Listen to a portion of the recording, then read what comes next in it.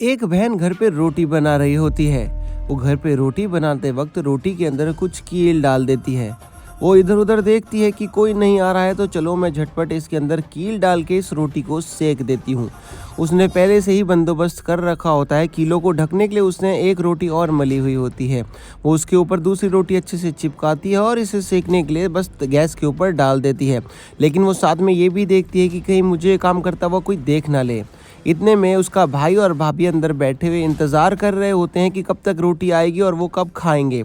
लेकिन बहन के मन में कुछ और ही चल रहा होता है। वो गैस को ऑन करती है और रोटी को तवे पे सेकने के लिए डाल देती है। आगे क्या हुआ आइए दिखाता हूँ। अरे एक तो तुम्हारी बहन है ना, टाइम पे खाना कभी नहीं देती है। अरे कहाँ रह गई? खाना लेकर आएगी। बस भाभी लाई। आज तो भाभी को ना कील वाली रोटी खिला के बैंड बजा दूंगी।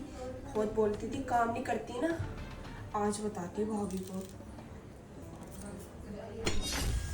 पक जाए फटाफट, आज तो भाभी की खैर ही नहीं। आज बताती हूँ उनको।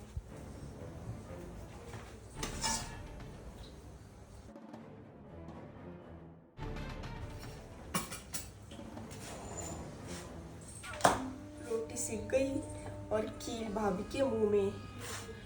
बताती हूँ भाभी को। अरे बहन जल्दी ले आ, अब तो कंट्रोल भी नहीं हो रहा, बहुत तेज भूख लगी है तेरी भाभी को। हाँ बस ले आई भैया भाभी का कील वाला खाना।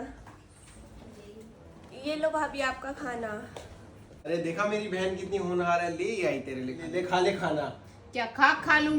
कितनी देर से मंगवा रखा था खाना। अब मुझे भूख नहीं है, मैंने ना बाहर से पिज्जा ऑर्डर कर दिया। मुझे इस खाने की बिल्कुल भूख नहीं है और अब मैं पिज्जा ही खाऊंगी। अरे भाभी मैंने आपके लिए इतने प्यार से खाना बनाया है और आप खाना नहीं खाओगी? बोला ना नहीं खाऊंगी। 5 मिनट में तुझसे खाना नहीं बनता, 1 घंटा हो गई तुझे खाना बनाते हुए। और वैसे भी है ना, दाल को देखकर अब मेरा मन नहीं है, मुझे पिज्जा ही खाना है। मैं बात पिज्जा तो ही वैसे खाऊंगी। गलत है तेरी खुशी। तेरे को इतनी देर हो गई खाना मांगे हुए, आधे घंटे में तू एक रोटी बना के लाई है, कितनी गलत बात है बेटा। उसने जबरदस्ती ऑर्डर करा बाहर से पिज्जा। भैया इस बार गलती हो गई। भाभी प्लीज़ खा लो ना खाना, बड़े प्यार से बनाया मैंने आपके लिए। आगे से कभी ऐसा नहीं करूँगी।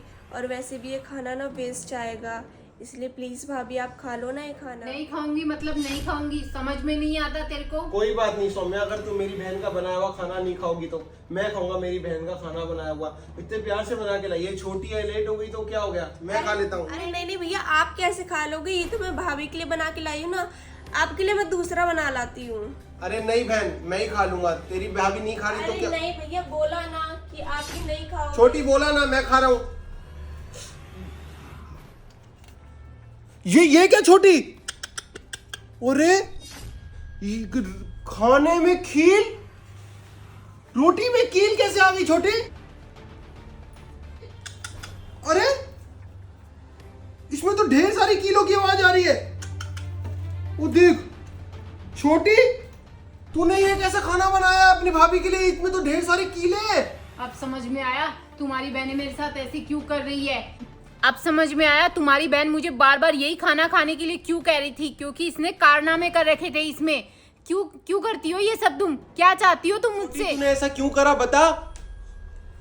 भैया वो ना भाभी, जब देखो जब भी मैं काम करके बैठती थी ना, भाभी हमेशा दोबारा काम बता देती थी, हमेशा डांट मारती रहती थी और हमेशा आपकी चुगली कर देती थी मेरी। इसलिए मैंने आज भाभी को सबक सिखाने के लिए ये सब करा। बात तो ठीक है, तुमने भी कहीं ना कहीं गलत करा है। तुम इसको बहुत डांटती हो, फटकारती हो। ये गुस्से में आके बच्ची है, इसने फैसला लिया। बहन अगर तेरे को कोई तकलीफ है तो मुझे आके बता, लेकिन ऐसे गलत फैसला कभी भी मत ले। और तुम भी अगर इससे नाराज हो या किसी बात को लेके इसमें बचपना नजर आता है तो बच्चा समझ के छोड़ दिया करो।